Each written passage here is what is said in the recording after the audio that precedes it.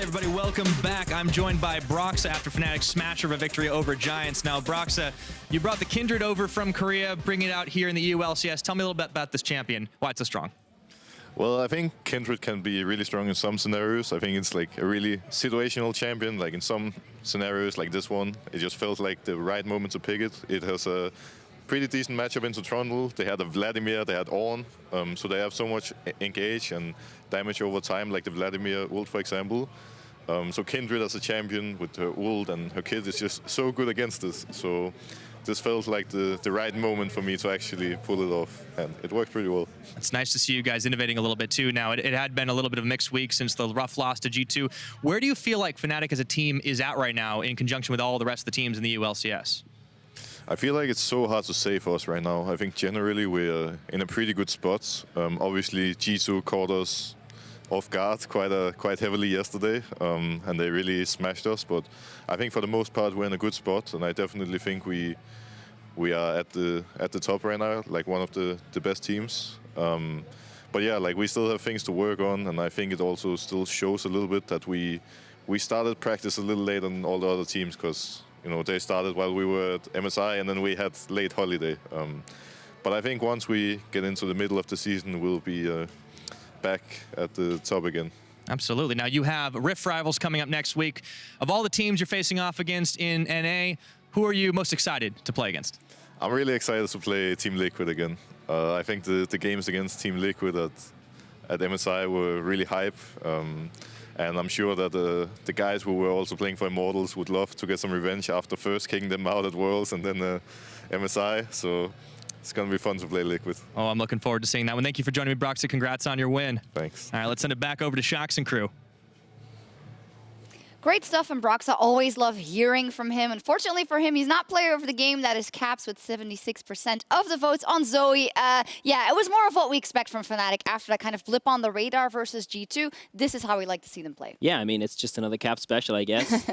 That is true. Fnatic looking, dominating. But next up, it is Splyce versus Roccat. And before this game, we wanted to break down the most important roles in the game right now and how exactly Splyce and Roccat are playing to those strengths. Thank you, Sjokz. And yes, for me, I've said it before and I'm going to say it again. It's the jungle, it's the mid lane, it's support. It's about grouping together. It's about making plays. It's about controlling River. It's about getting fights early in the game. So I wanted to look at two of the supports coming into this game, specifically kaSing and Norskeren. So how does this translate onto the Rift? Well, for me, Norskeren's champion pool has really kind of fit well in this meta. He's been picking these roaming supports. He's been picking champions that really fight well in the early stage of the game. We're seeing Pyke, we're seeing Roccat, we're seeing Tahm Kench, we're seeing Leona. These champions are not champions that you want to kind of mess around with in the jungle. On the other side of that, we're seeing kaSing. We're seeing a lot of 2v2 laning supports. We're seeing Soraka. We're seeing Fiddlesticks. And for me, this just doesn't really kind of tie into what I feel like the meta is right now. Norskeren is a guy who's also very aggro. He likes to roam around the map, and it almost seems like this picks, in combination with the way he likes to play, is giving huge advantages for Roccat. It certainly is. And for me, again, it's about grouping with the jungler. So I wanted to look at some of the plays that these guys have been making, and it really kind of showcases what's important in this meta right now, and really what's important to kind of take victories in this game. We can see Norskeren, he's grouping with this mid laner, he's grouping with his support, and when they're all together, they go in and they're making these picks, they're getting these big fights. And for me, this is really what's kind of making Roccat like win these games, and I think it's really missing from Splyce. Norskeren together with Memento are doing absolute loads in these games, getting the advantages for Roccat, and that's why they've already racked up 3 wins so far. And you touched on kaSing. kaSing has a really different style that might not exactly be as suited in the meta. Yeah, for me, kaSing's been really trying to push for this 2v2 laning supports. As I said, been playing these Fiddlesticks, and the problem with these supports is you have to play aggressive to do anything, and here we see he's trying to play aggressive, he's trying to win the 2v2 lane, and he gets punished. You know, coincidentally against a Pyke, but this is more about what I want to see. This going mid lane, grouping with Nisqy. For me, Nisqy's really been the star player for Splyce this split, and I think it's really important that they kind of funnel more resources into him to kind of get him going. Also, with Rift Rivals just around the corner, Nisqy is going to want to send a message to NA. Yeah, of course. I mean, he had his first LCS split in NA, and he's going to want to go there, and he's going to want to make a big splash. And, you know, I think going from week 1 and week 2, you know, they kind of weren't playing around Nisqy as much, but kind of coming into week 3, they're giving him more jungle proximity. I even had the stats team kind of knock out a little small stat for me. That the full team proximity around Nisqy went up 15% between week 1 and 2 and week 3. And I really think that this is why that Nisqy, well, not just Nisqy, but Splyce kind of took the win in week 3. Yeah, they got their first win finally yesterday. That is only one win, and it seems to go a bit against their own DNA of not playing those supports and AD carries that can win lane, but rather taking a strategy that can win the game with the whole team and not just looking towards Kobbe to carry games. Yeah, sure. And for me, it's about adapting to the meta. You know, you can't just be playing one style the whole way through. And if kaSing and Splyce really want to kind of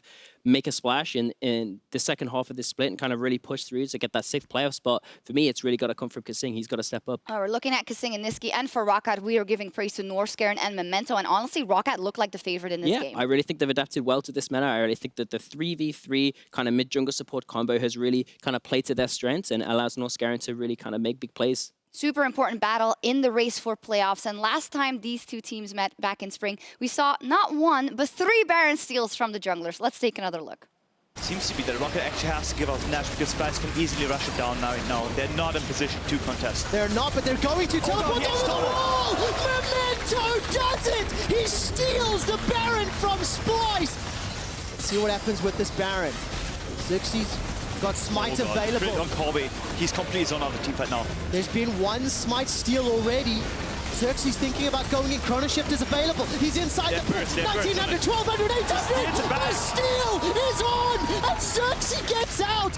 Ace in the hole will pop his passive. No, Chrono Shift saves him. My God. Are you kidding me? 2 steals in 1 game.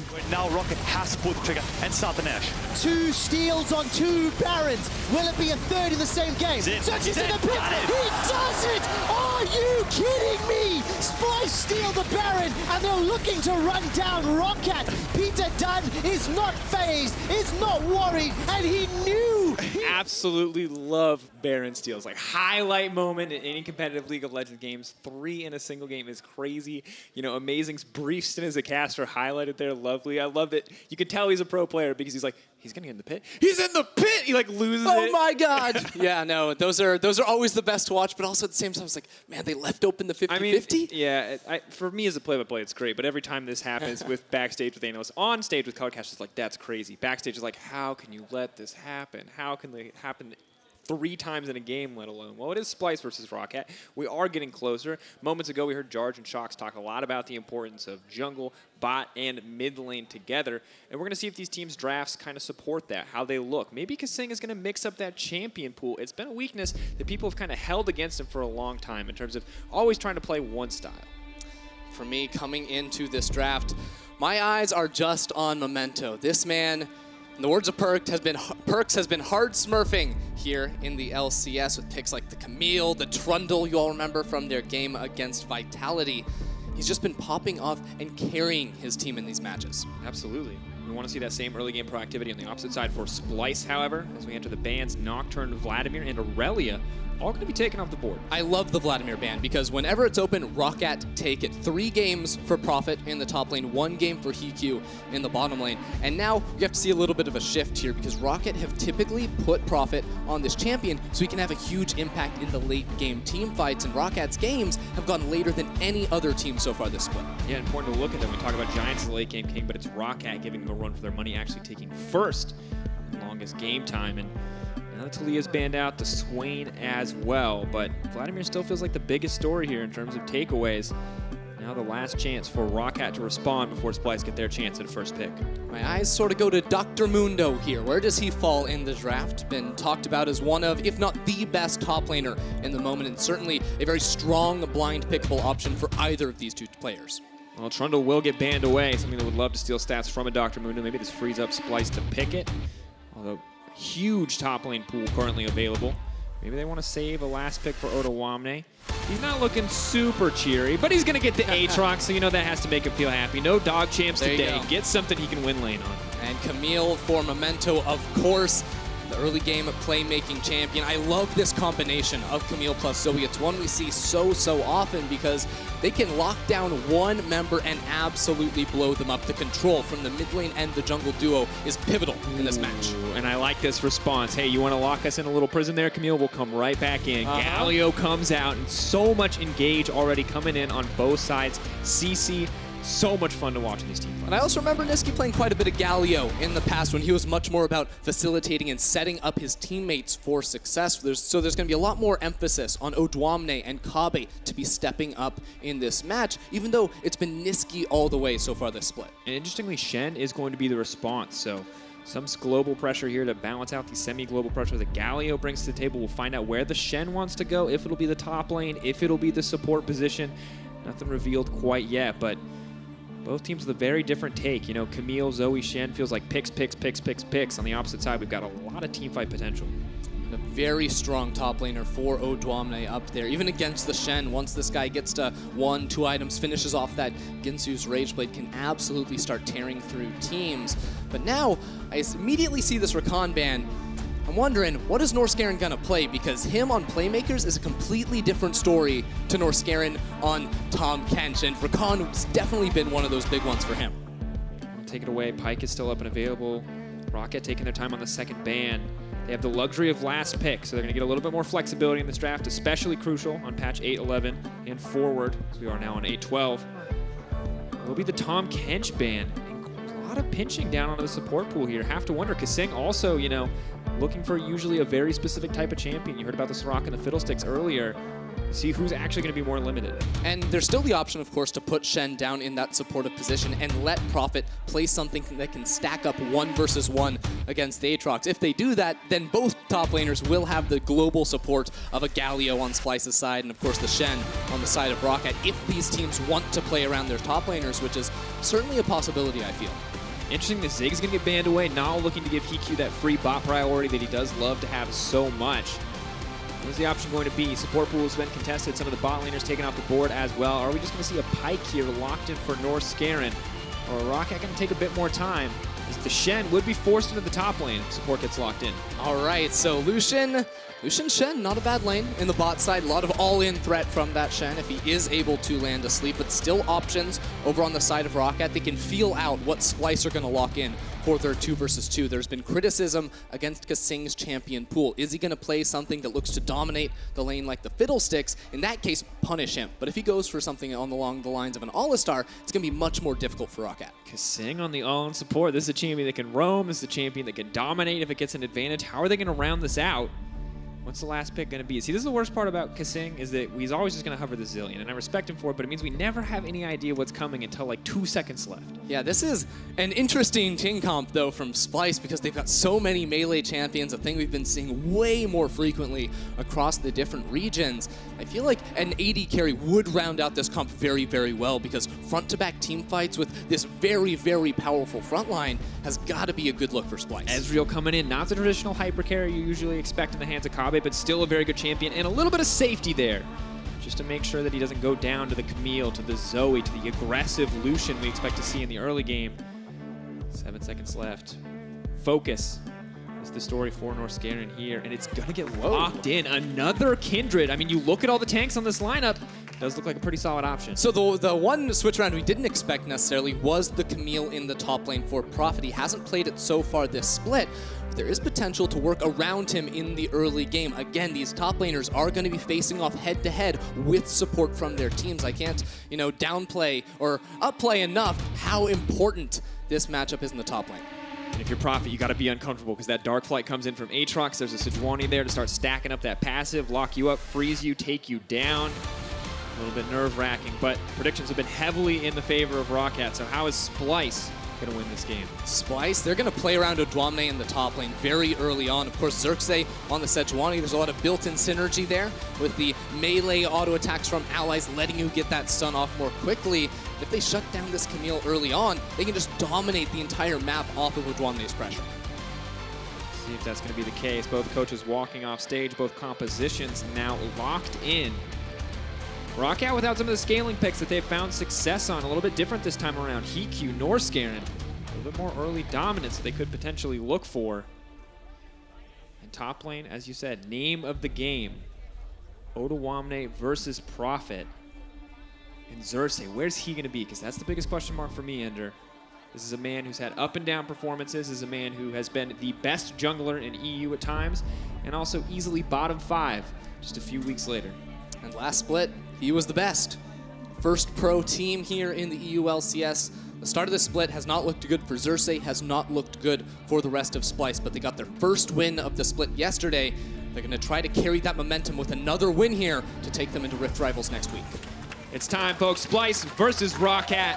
Who will come out on top? Splyce currently sitting at 1-4, finding their first win yesterday after a disastrous 2 weeks. Now Roccat, a little bit less consistent, but finding some wins of their own. 3-2, looking to advance to 4-2, keeping them tied up with Fnatic. Maybe not a place you'd expect them to be, but some solid performances netted them some wins thus far.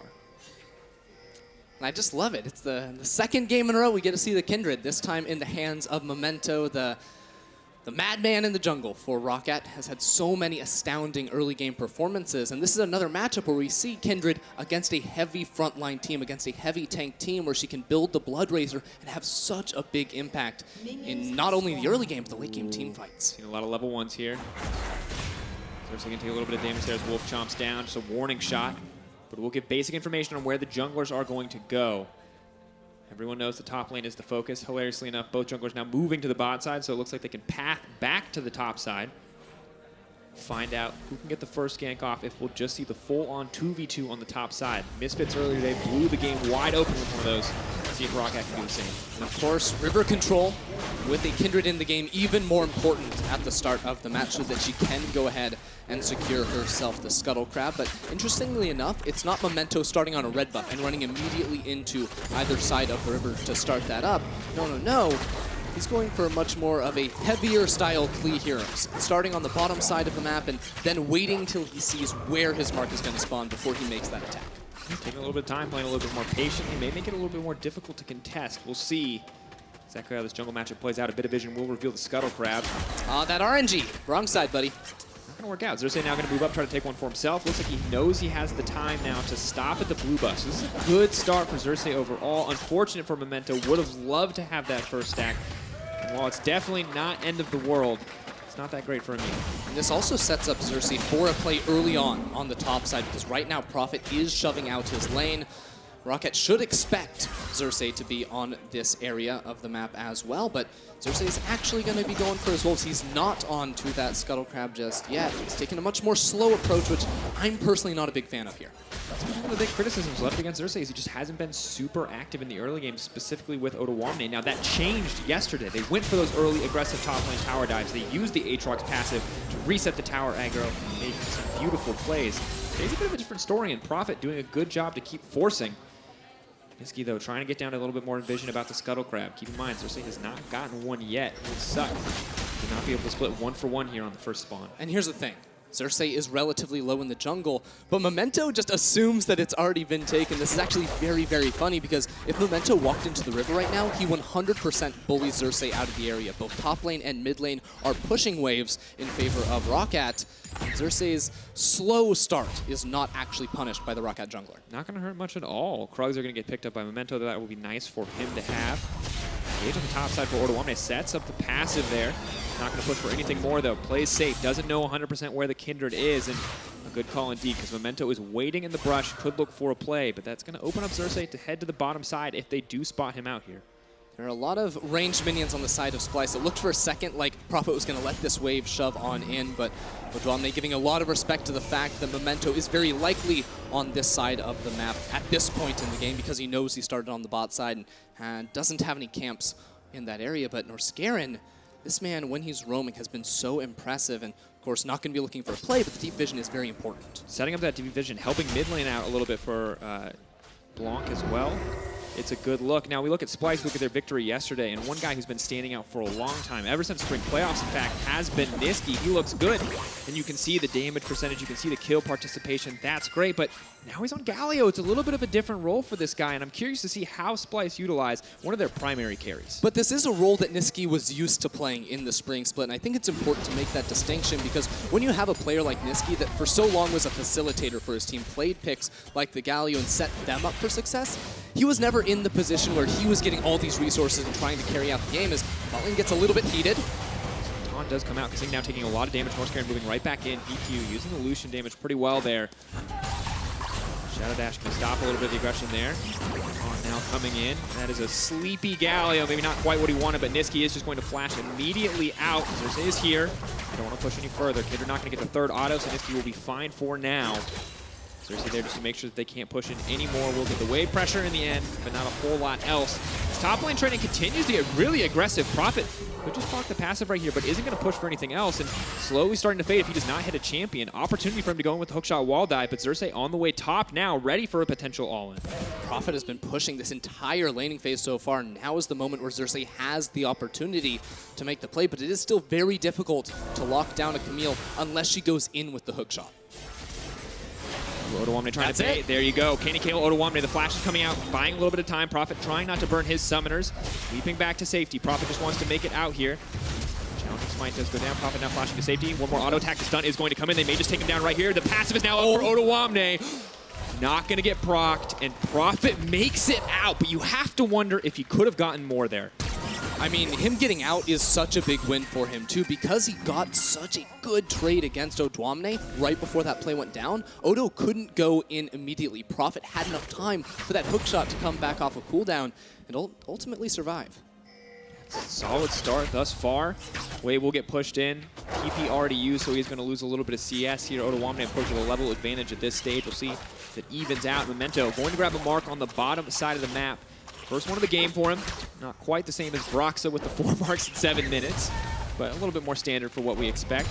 Blanc, of course, spotted out on the ward as he re-enters the lane. There we go. For the Drowsy. Shen is here as well. So is Kindred. We talked about the play, and they're going to look to make it under the tower. Nisqy's flash has been taken away. They're going to make the flash taunt. Beautiful first blood from Roccat. Jungle, mid, support, synergy. That is what Roccat is so very good at. Norskeren, you notice he went for his first base, ran immediately right down that middle lane to time a perfect gank with Memento. And that is clean League of Legends. They got the summoner early. Happy to follow it up with a little bit more. Just well played. And that plays with that ward not actually in the brush. Yeah, Blanc here, so much faith in his teammates, using his own flash to land that sleepy bubble before the rest of his team was even in the area. Of course, that CC duration so long allows them to set up for that kill onto Nisqy.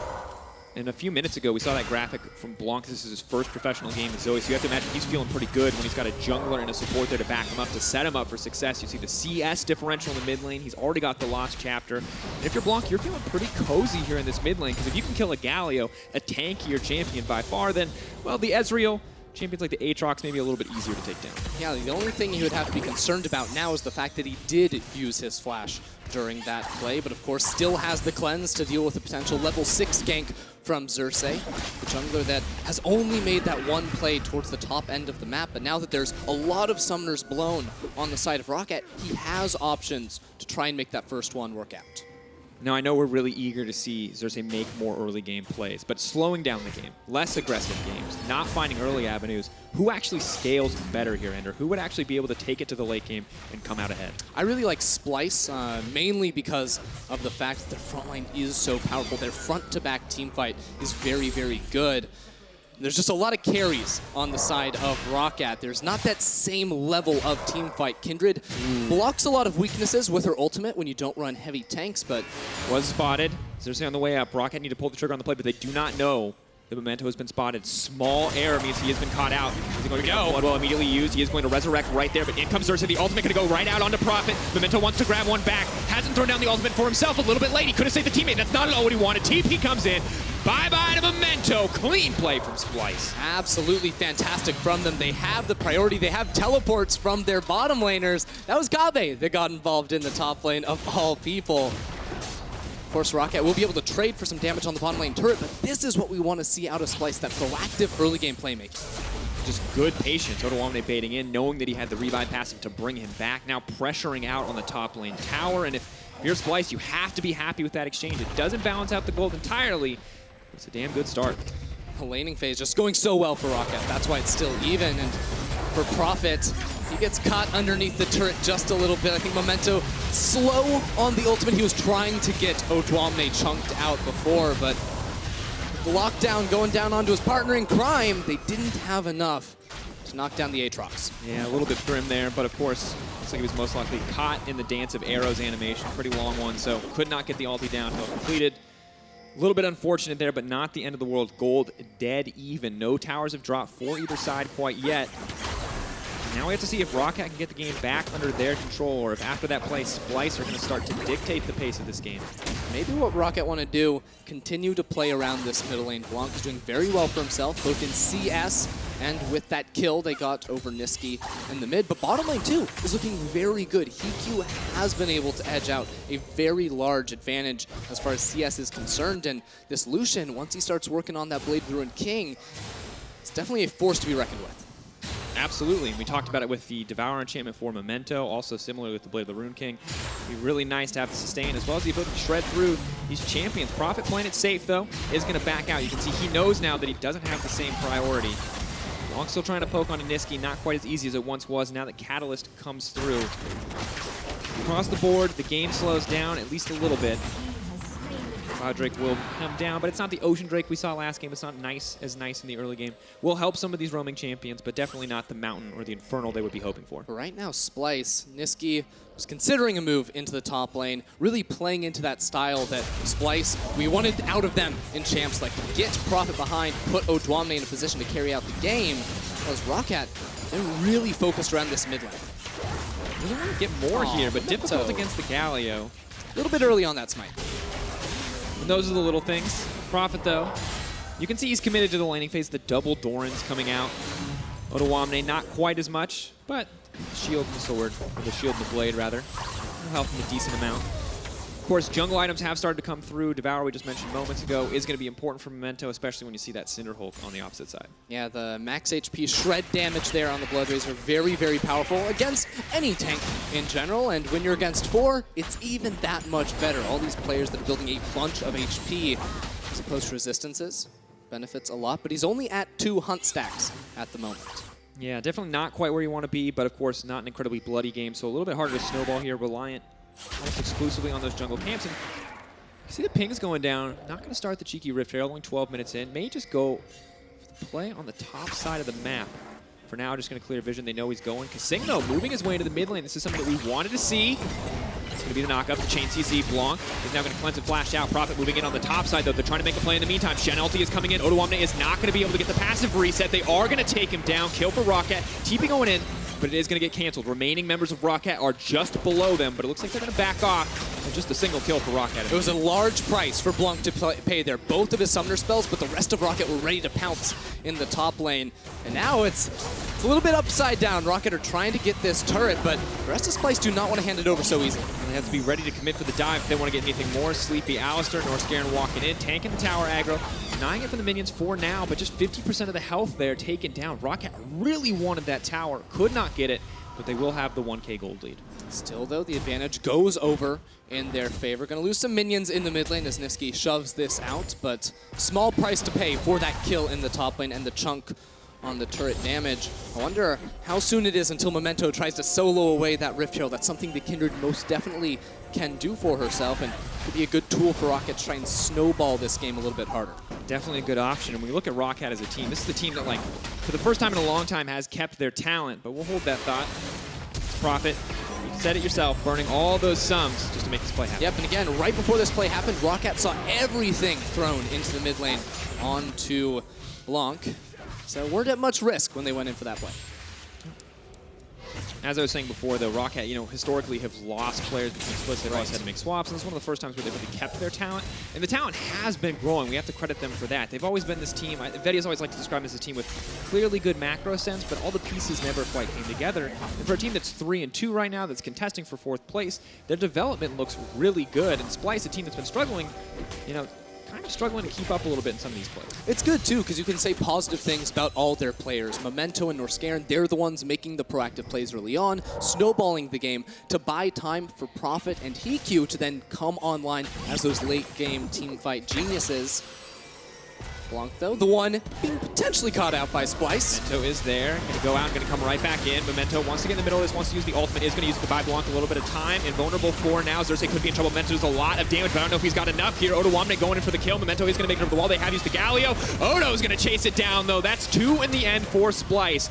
So Odoamne kills Memento. HeaQ could just be next on the Memento, dodging the Mystic shots as best he can, but another one drops. Splyce fantastic collapse on the Blanc. I mean, they're beating Roccat at their own game, going for these aggressive plays around that mid lane. Have to give props there to Odoamne and Xerxe running around together, making stuff happen and punishing the lack of summoner spells on Blanc. Cast a curse, Ender, right as we praise Roccat for their growth. Splyce come roaring back, and this is the kind of Splyce fans have been waiting to see, the confidence in this play. Xerxe and Nisqy at the start. Great accuracy there from Xerxe. Not too hard without a flash, but chain CC is true. Memento does as much as he can to try and save his mid laner, but then he sticks around a little bit too long and loses his own life in the process. Ooh. Sadly, not the most beautiful of highlight reels for HeaQ there. A bit of a fumble there in the fight overall. Dashes, trying to get into the backline, trying to find a single kill. Starts to count against them, and while Roccat had a lead for a very small period of time there, it is now turned in the favor of Splyce. Splyce 1-4, and I think despite that fact, we've been waiting for this team to get back into shape, and this is a good start, especially when you consider they're a Rift Rivals representative. A lot of times, all it takes is a little bit of confidence to make that happen. Sometimes, it's a difference in champion. For kaSing, his duo proximity is much higher than the ULCS average in this game, and outside of this game, it has been on the low end. So having him pick up the Alistar move around the map is a very good look for the Splyce support that was criticized leading into this match. Now the tower will fall, however, Splyce going to fire back with an objective of their own. They're holding on as best they can, sadly. Odoamne continues to push in on the top side. Things were looking okay for a Camille for a while, even when some of those plays turned against Profit, but things are definitely getting harder now. The Galio, the revive passive, the extra tankiness of Xerxe initially could be pretty key, but TP is being used. Roccat not quite able to grab that tier 2 tower. Power of two marksmen when pushing in a side lane. Very, very strong there between Memento and HeaQ to try and knock that one down. It's just a teleport off of kaSing, so not quite as valuable as that of perhaps an Odo TP would be. Absolutely, and I do want to take a second to kind of give some praise to Xerxe. Very critical of this player in the past for not being active enough. And while he didn't have the most active early game ender, 2-0-2, 80% kill participation, now using the Herald as well to try to force a play here. It's a good look for Xerxe. Yep, he was in the right places at the right time. Started top, now it's the mid. Ooh. Odo is going to get taunted there in the Dark Flight. Could be in trouble here if he doesn't activate the passive, but the tower will go down. kaSing is off to the side if they want to push any further. And yet another tower secured for Splyce, 2-1 in their favor. And now it becomes a little bit more difficult for Roccat, down almost 3,000 gold with a composition that ideally wants to be ahead and inside the enemy jungle looking for picks with champions like the Zoe and the Camille. And all Splyce have to really do is group up as a 4-man unit. They can drop Odo in a side lane and really start to pressure around the map, bully Roccat on their own side of the map. And I just love what Splyce are doing right now. Using Odo, he's using his pressure on the top side to come gank mid, to come show up, to force these plays, to use the Rift Herald. It is a good look, but the game is not over yet. We have to see if Splyce can keep it together, if they can keep this coordination up. First item does come in for Odo, though. He's happy to get the Titanic Hydra. Will allow him to keep pushing in on the top side. One concern I do have for Splyce, maybe a little bit of lack of damage in the later stages of the game. Of course, Kobbe not going for Trinity Force this time around, recognizes that there's 3 physical damage threats on the side of Roccat, and he wants himself that Iceborne Gauntlet. But assuming we do make it to the late game, even though compositionally Splyce have a very good team fight, have a lot of wombo combo, have the tankiness, could be difficult. They fall behind. Nisqy, Taunt not going to connect yet. Xerxe on the way in. Taunt does manage to go in. Shen is getting burned down quite quickly. Norskeren has bitten off more than he could chew. The flash already out. Looking for the Shadow Dash. Is going to make it out now.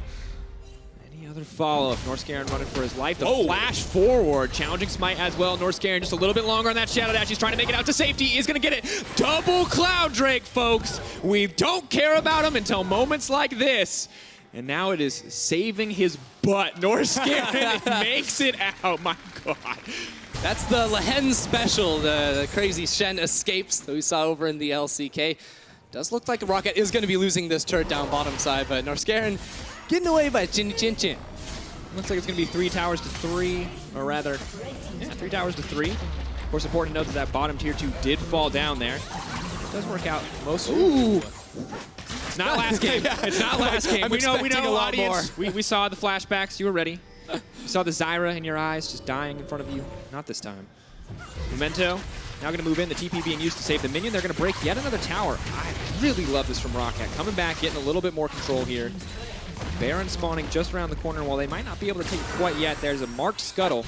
the Memento is going to hunt down. It'll be only his third hunt of the game. It's the Amazing Chase is not going that well for Memento as far as stacking up that passive. Of course, 4, like I mentioned the last game, is really where Kindred gets very happy out of the jungle, but I do like that move out of Roccat, keeping the gold even, because again, this is a team that wants to be a little bit on the front foot, want to be able to set up traps where they can use the power of Blanc in this mid game to find those individual targets.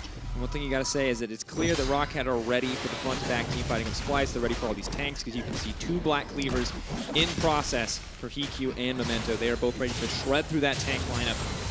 But so much now just feels like it's going to come down to execution on the side of Splyce. We know what a wombo combo can do when you've got a Sejuani, you've got a Galio, you've got an Aatrox. If you hit all those abilities, people die.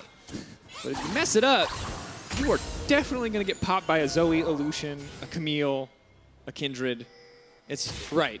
It's very easy to overcommit specifically into a pick like the Kindred. You think you're going to get that kill, all of a sudden the ultimate comes down and you don't quite. Now you might find yourself in a compromising position. But right now what Splyce are doing is using the priority. Oh, flash out. Good dodge coming in. Portabel's available. Nice body block there for Norskeren, trying to buy a bit of time. Stopping and denying the play, but look on the top side of the map. Lucian and Kindred pushing in, getting pressure.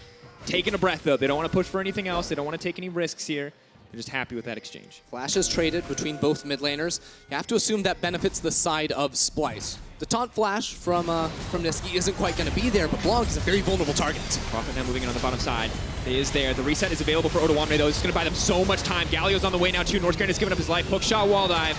Oh, but there's Xerxe out of nowhere. Slowing him down with the red buff. Don't think the Cloud Drake's going to save him this time. Hook shot, wall dive. The stun is there. He's not going to make it out. Nisqy grabs the kill.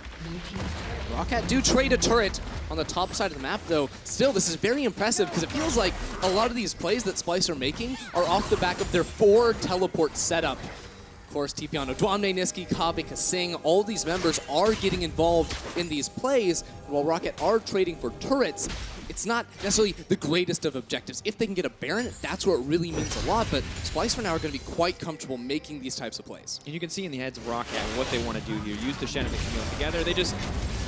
It's really hard to just kill an Aatrox. The issue is that there's 3 teleports up and available, and the one that's down is the guy they're trying to kill in this bottom lane. Xerxe, of course, is also on the way.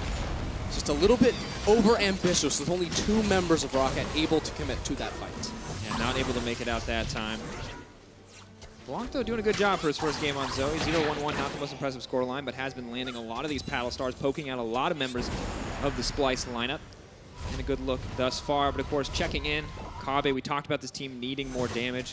Probably not too short. Despite the Iceborne Gauntlet, has now finished the tier item, has completed the Blade of the Rune King, so he is going to hurt. It's definitely coming online here with the Ezreal, and we've seen he's just been the benefactor of a lot of these plays, picking up those last hits with the Mystic shots. Now though, Splyce, we've seen them get a lot of kills here in this mid game, but they haven't been the ones taking down the turrets. That's been all on Rockat's side, and for the most part, they've actually played on their own side of the map.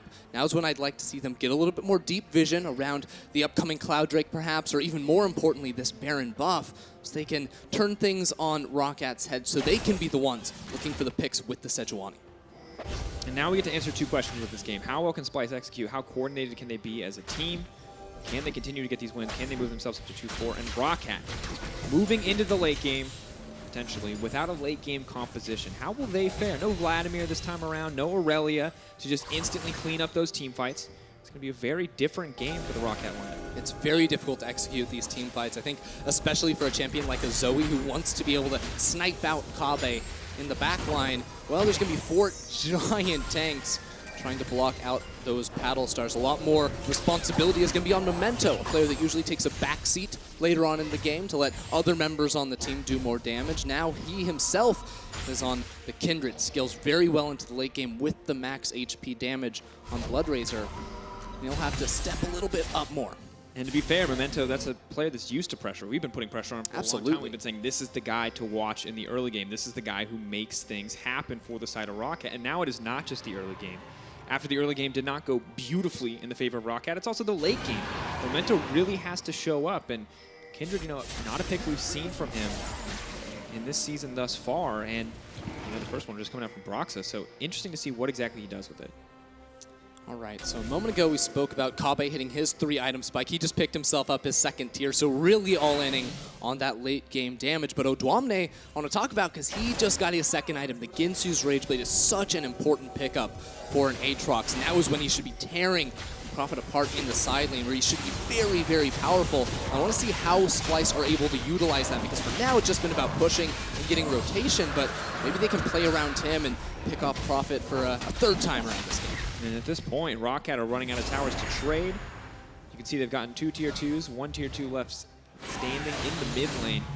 And Splyce go for another TP play. What can Roccat actually do? Are they strong enough to threaten the Baron? And are Splyce going to continue to go for the plays knowing that? Well, Roccat so far have been doing a very good job of controlling vision around the top side of the map. They do not want to put themselves in a position where Splyce are able to take away a Baron without Roccat knowing, and the difference is very noticeable because Roccat have all this deep vision.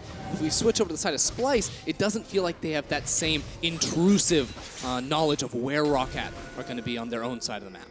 And while Blue Trinket gives you a little bit of comfort, it will not anymore, as it is spotted out. And you can see recalls coming in, TPs on the way for Nisqy. Roccat have a brief window here before the TPs are up. Incredibly small, though. It doesn't look like they're going to try to take it. And you can see kaSing making a beeline for the Baron, uncertain as to what's happening. But the second he sees HeaQ appear on the top side of the map, he knows he does not need to push any further. Right, so Splyce have been very good at punishing individual members in side lanes, but the rest of the map play has not been as cohesive.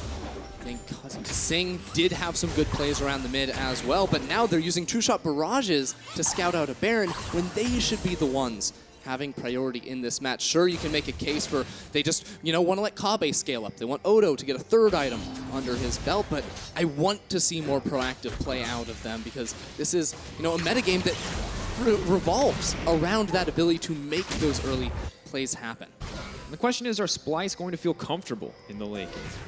We've heard so much about scrim culture this season, so much about how, while you do see it, yes, these kind of stompy games from teams like Fnatic, it's 10 times worse in the scrims. You have these scrims that end almost instantly. So are Splyce practice in the late game? That's my question. Because you can see in Roccat stage games, they go late game every game. They're ready. They know what they're doing. Are Splyce going to have the same confidence? Right, and are Splyce practiced playing the late game when they have an advantage, because that is something we haven't really seen so far in this split. They've been falling behind early on, been getting closed out upon by other teams. I did like the move they just made. Look at those control wards in the topside river. Very good control out of them. Now, they have to maintain it. They need to control this bush around the mid lane and punish any Roccat member that approaches. You gotta be careful. On the side of Roccat, Sejuani Alistar, the damage isn't there yet, but Galio can be there in an instant. The TPs are up and available to the side of Splyce. You mentioned it earlier, but 4 TPs. Yes, no combat sums, but if a fight starts, it's pretty much going to start on the terms of Splyce, even if they don't have an exhaust or an ignite to help do with the damage. I don't know. I'm getting a vibe right now, Drakos. I'm feeling like we're not going to see action for a little while longer because, to me, it's Splyce that have to make the play, and all of a sudden we don't see Prophet pushing too far out in the bottom lane. Roccat aren't the ones overstepping a little bit, so Splyce aren't pulling the trigger. But Splyce are doing something that I love to see, and that is pushing the vision up Beautiful. into enemy territory. TP now being used in the mid lane from HeaQ. Memento could be in trouble here. Is going to flash out. Does trade it for the Sejuani ult in the end, but not quite what they want. Splyce definitely coming out on top overall as they push in for a little bit more, and Roccat giving up a lot of summoners there for not the best reasons. I mean, this is what we wanted to see, though, out of Splyce. Walk together as 5 members. You will just blow up Roccat if they try to fight you, make your way into the enemy jungle, and put down the vision to set up for a Baron. This is a bold call. You can see Lucian moving towards the bottom side. They may just give it with the Baron and try to trade it for an inhibitor. Not an immense amount of damage until Odoamne gets there. They are going to start to chunk this one away.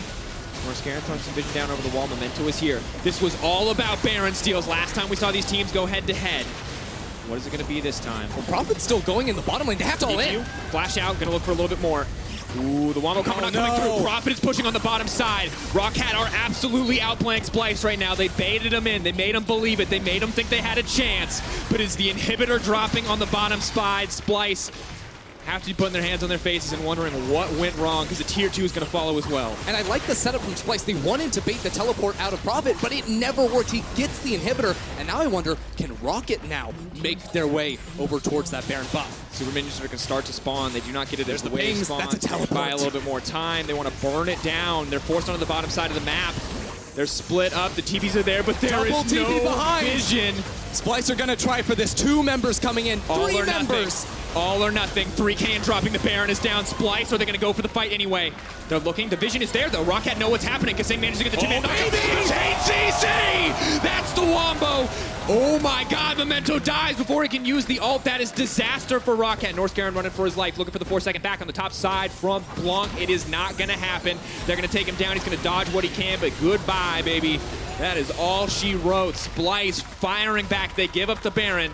They get a nice consolation prize. They can win these team fights, Drakos. We get one more look at it. 3 members joining the fight from the top. And honestly, Roccat, if they knew this was happening, they run straight down into Xerxe and tear them apart. But no, no, no. The chain CC, the damage out of Splyce is absolutely nuts. Roccat are lucky 2 members got out, I think. It's a very close call there with Norskeren and, of course, Prophet. Absolute disaster there for Roccat. Literally just making Splyce look so dumb up until that moment. They get the bot lane inhibitor, they get the Baron. Nuh-uh, not gonna happen. 3 members with TP, they go, oh no, sir. Oh no. You do not get to walk out of this one alive. You can have a little bit of extra gold, that's fine. We're gonna get some kills, we're gonna look for some shutdowns. And now it really feels like the game rests on a knife's edge because Splyce are the team with the 5 versus 5 advantage, but Roccat have a Baron buff on Prophet, a member that wants to be splitting up the map and going into a side lane. It's just difficult now that he doesn't have the teleport because if Splyce are able to engage a fight, Roccat should just lose. 1 TP left for Kobbe to block a little bit here. You can see Aatrox pushing it on the bottom side. Really tough for anybody to contest him, especially with the Xerxe now finished as well. Prophet finding a side lane. The inhibitor there being down on the bottom side for Splyce. Excuse me.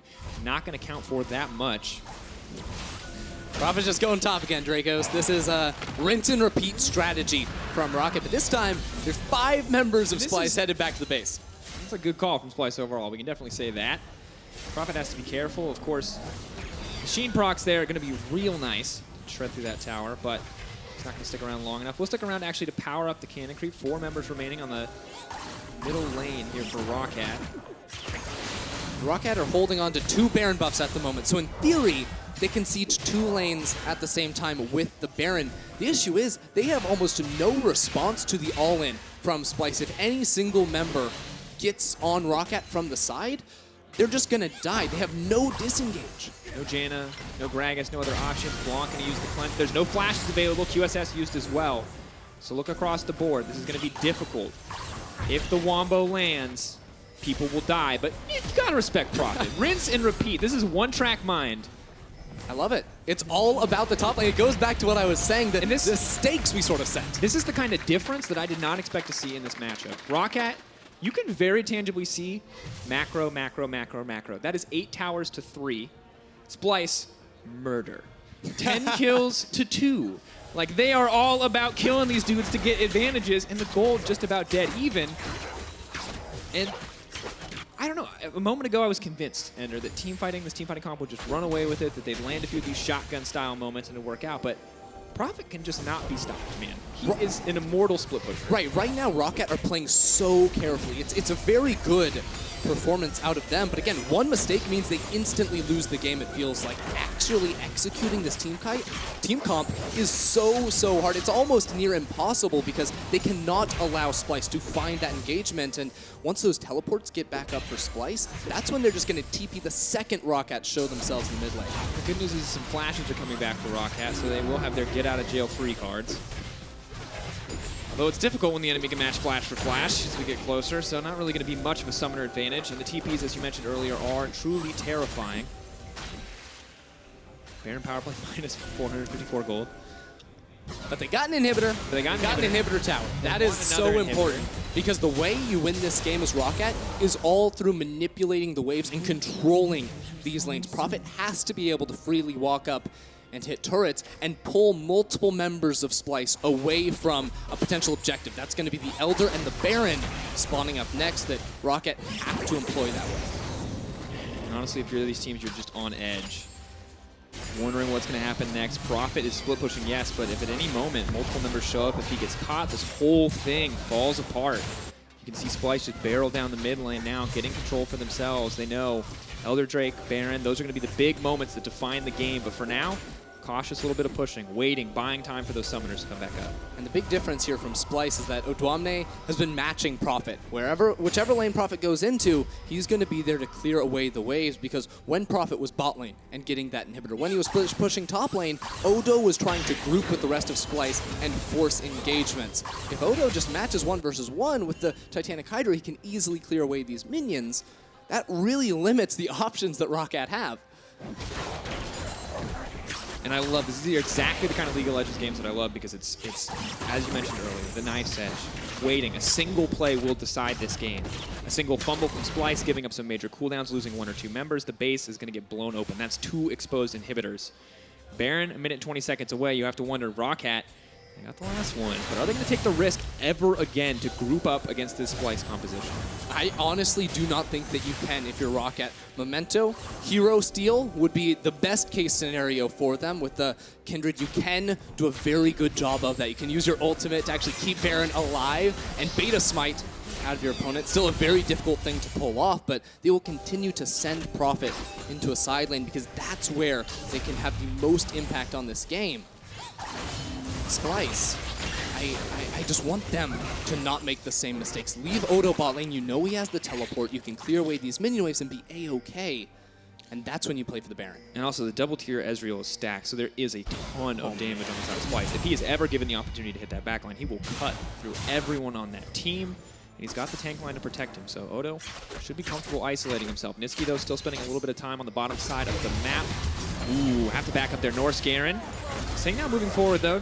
Cannot afford to overstay. No flash juice from Norskeren, though, and that is good news. But push pressure moving in favor of Splyce on the bottom side, and the rest of Splyce pushing in the mid lane. So this is a good start for the team overall.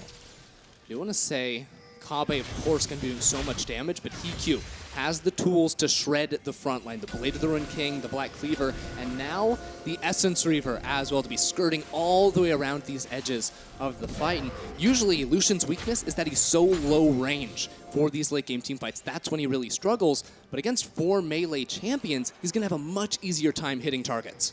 And you can see that dream scenario in your head. We've seen it in solo queue. We know what it looks like when a Lucian with Essence Reaver pops off, but to do that here against so much CC would be insane. Would take so much mechanical skill. It would be incredibly difficult. Blanc, nice flash out there. Traded 1 for 1. The TP now coming in. They're locked in the pit. Odoamne's going to look up to immediate wombo combo. They're now running for their lives. The Shen Memento still left alive. The follow-up taunt from Nisqy. He's in the middle of everything. They're running. Tails between their legs. Roccat just need to make it out. Splyce not going to hesitate there. HeaQ wants to get 1. The stun has not connected. Kobbe goes over the wall. He's looking for 1. He's looking for 2. Can he find the 3rd? Memento running for his life. Looking for a little bit more time on that arcane shift. Wants to move forward. Will he get the triple? Kobbe. Moving in. Not going to get it in the end. HeaQ now running for his life. Splyce, no hesitation. Turn their sights towards the Baron. Excellent engage. Absolutely fantastic out of them, catching Roccat off guard. Roccat just stepped a little bit too far forward, and Splyce were ready to pounce and get that objective. And it's not going to stop with Baron Nashor, because Elder Dragon has now come on to Summoner's Rift, and they can barrel straight on down there to pick that up. We look back at this play, and you can see how it started. The confidence in the engage here from kaSing, and just Odoamne, the follow-up here, the read on the escape from the pit, just well done. It's beautiful, too, because the only way out of the pit for Roccat is to go straight on top of their mid laner and leave this wombo combo available towards Splyce. Odoamne leading the charge with the assistance of kaSing, and even at the tail end of this fight, Kobbe was actually on point with that last Mystic shot. It forced a flash out of Memento to eventually escape right there. It's so good, and that, of course, makes it easy for them to take down the Elder Drake. They've done it in the meantime. Oh, my. Oh, my God. So top laners do a lot of damage now. So Aatrox with Rageblade Titanic Hydra does a lot of damage. Don't try it at home, though. He's a little different now. Same build doesn't work. But on this patch, Aatrox with Titanic Hydra and Rageblade does a lot of damage. Almost 6K. My God, man. It's ridiculous. And now they've got an Elder Dragon on top of this.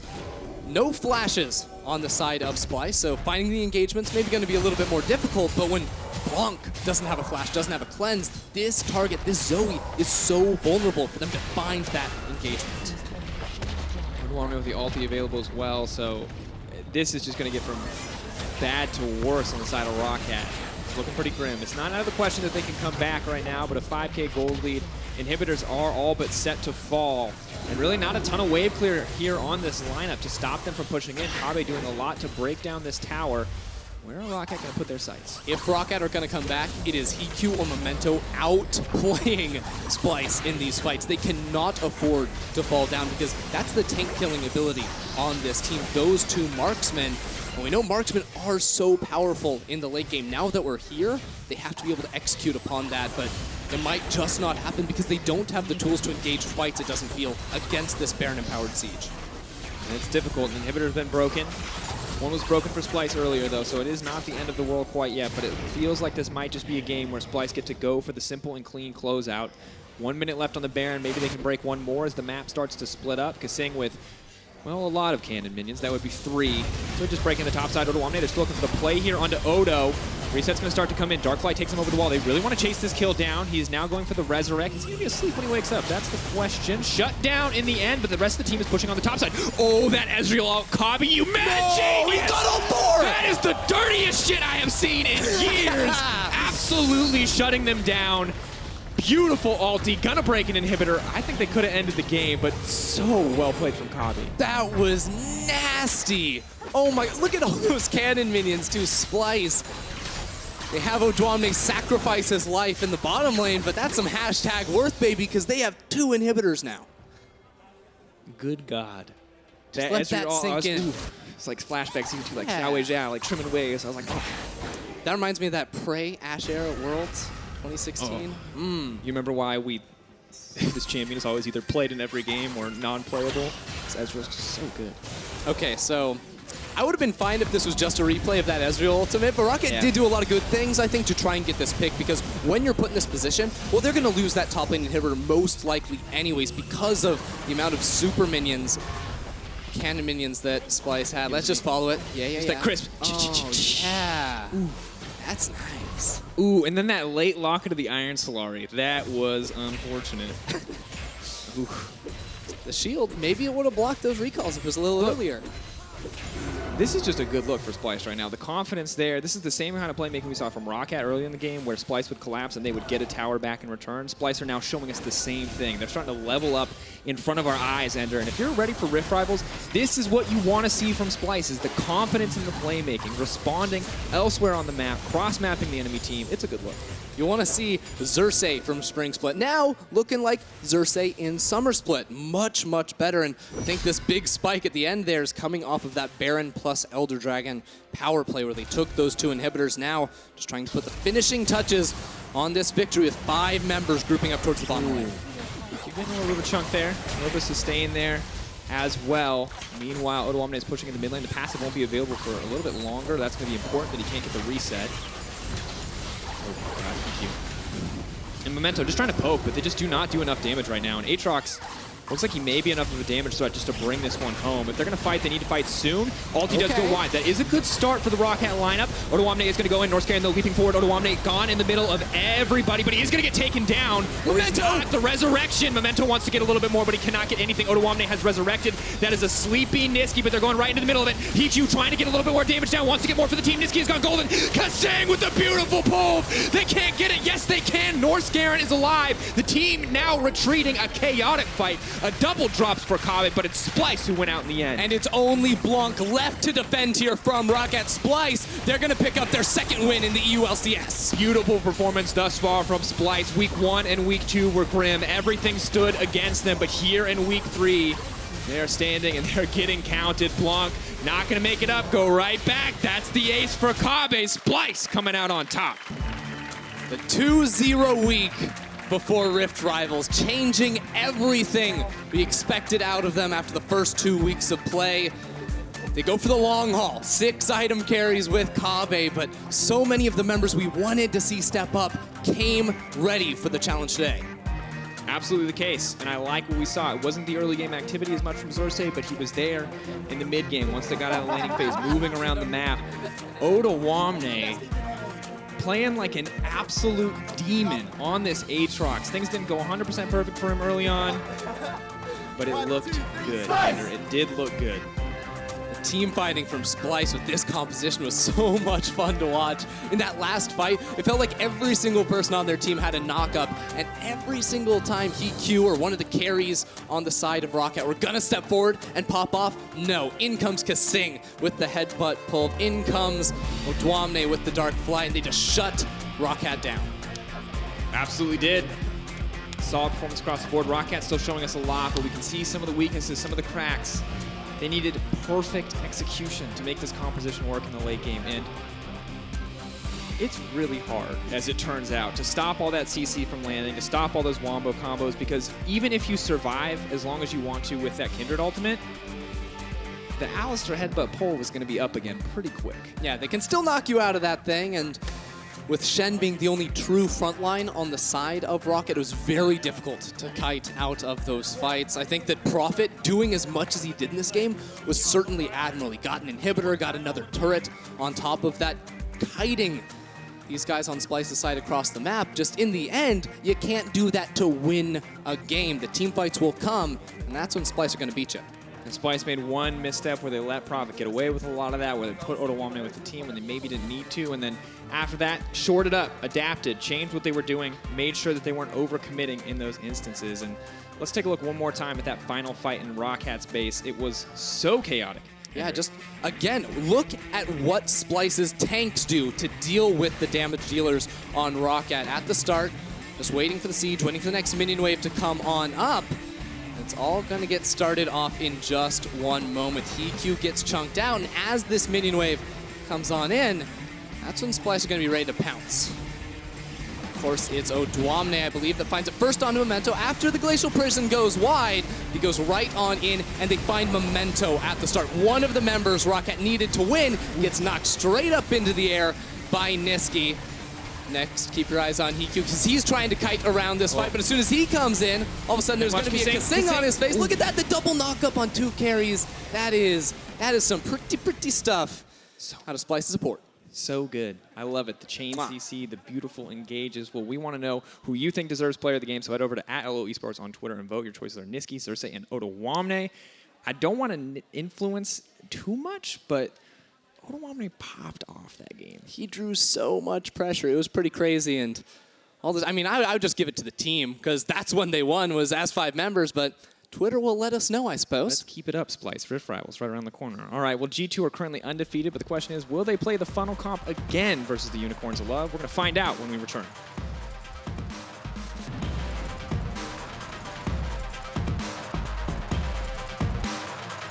Memento is there, going to go out, going to come right back in. Memento wants to get in the middle, wants to use the ultimate, is going to use the goodbye Blanc a little bit of time. Invulnerable for now, Xerxe could be in trouble. Memento does a lot of damage, but I don't know if he's got enough here. Odoamne going in for the kill. Memento is going to make it over the wall. They have used the Galio. Odo's going to chase it down, though. That's 2 in the end for Splyce. All or nothing. 3K dropping the Baron is down. Splyce, are they going to go for the fight anyway? They're looking. The vision is there, though. Roccat know what's happening. kaSing manages to get the 2-man CC! That's the wombo! Oh my god, Memento dies before he can use the ult. That is disaster for Roccat. That's the question. Shut down in the end, but the rest of the team is pushing on the top side. Oh, that Ezreal off Kobbe, you mad genius! He got all 4! That is the dirtiest shit I have seen in years! Beautiful performance thus far from Splyce. Week 1 and Week 2 were grim. Everything stood against them, but here in Week 3, they're standing and they're getting counted. Blanc not going to make it up. Go right back. That's the ace for Kobbe. Splyce coming out on top.